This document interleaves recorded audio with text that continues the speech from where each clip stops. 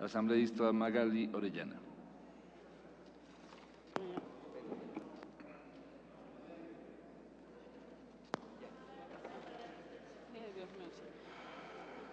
Saludo, señor presidente, colegas asambleístas, pueblo del Ecuador. Básicamente de este proyecto de ley, lo que me preocupa es la concentración de poderes hegemónicos a cargo de este Consejo de Comunicación, que bien podrían estar dirigidos desde el Ejecutivo. Como está previsto en el artículo 103, por el que se indica causas para la clausura de un medio. Se aplicará la sanción de clausura únicamente al haber reincidido de manera específica en la comisión de la infracción descrita en el literal A del artículo anterior. El literal A del artículo 102 señala realización e incentivo de actos atentatorios contra el orden constitucional y la seguridad interna y externa del Estado, previo informe del Consejo de Seguridad Pública. En este sentido, se pretende viabilizar la cancelación del registro de funcionamiento de los medios de comunicación, al igual que la cancelación de la concesión para operar. En ambos casos, por causas no tipificadas ni previstas en la ley, aunque en el artículo 67 del proyecto se señala que dichas causas sí se encuentran previstas, lo cual no es cierto. Las figuras atinentes a la clausura de cancelación son contrarias a la Constitución, en los derechos previstos por los numerales 4, 6 y 7 del artículo 11, en el numeral 1 del artículo 16 y el numeral 6 del artículo 66. Ante lo manifestado, es claro que el proyecto en sí es inconstitucional. Hace unas semanas atrás el presidente decía que cuál es el miedo que tenemos de que sea la ciudadanía la que maneje el Consejo de Comunicación. No hay miedo a que realmente la ciudadanía maneje el Consejo de Comunicación. Lo que sí da terror es que ciudadanos designados a dedo por este gobierno manipulen y estén adiestrados para cometer persecuciones despiadadamente. Por el antecedente manifestado y también en lo que precede, se hace notar claramente que este gobierno quiere controlar a los medios de comunicación, lo cual es muy peligroso para un país que quiere vivir en democracia. Realmente se hace preciso hacer remembranza de un hecho que es muy sensible para la provincia de Orellana. Y hay que hacerlo, porque no solamente el gobierno tiene derecho a no olvidar, nosotros también, los que hemos sido sometidos, también tenemos derecho a no olvidar el pasado. Y estoy hablando de los hechos sucedidos en noviembre del año 2007 con la barbarie cometida en Dayuma, que no solamente se reprimió, se golpeó, se humilló, sino que también se encarceló a 27 campesinos de esa población. Pero no era suficiente, necesitaban un trofeo. También detuvieron de forma arbitraria a Guadalupe Llori, un trofeo como lo hicieron ahora con Radio Arutan y como lo hicieron con Teleamazonas. No se midieron, pero eso no sacaron en la prensa. Pero no era suficiente detener a esta mujer.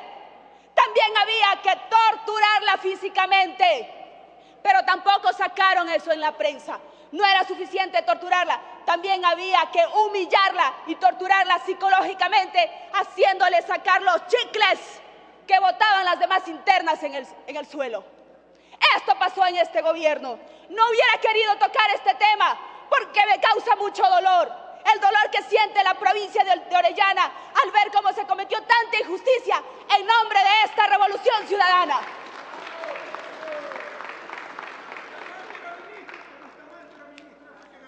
A pesar, yo sé que fue el asambleísta Bustamante, yo lo sé. Cada vez que lo veo realmente es como que tuviera un rótulo que diga humillación, represión a la provincia de Orellana, yo lo sé. Y realmente, a pesar de todo aquello, de que el gobierno tenía el arsenal mediático a su favor con plata del pueblo ecuatoriano, con argumentos mentirosos, diariamente defendiendo su versión, nos trataron de mafiosos a través de la prensa. Nos dijeron traficantes, terroristas. ¿Qué podíamos hacer nosotros, un humilde pueblo en contra de todo ese arsenal mediático en contra nuestra. Por eso, Dayuma nunca más, Guadalupe Llori nunca más, Orellana nunca más. Nunca más seremos los mismos, porque este gobierno nos enseñó lo que el cobarde le hace al débil cuando tiene poder.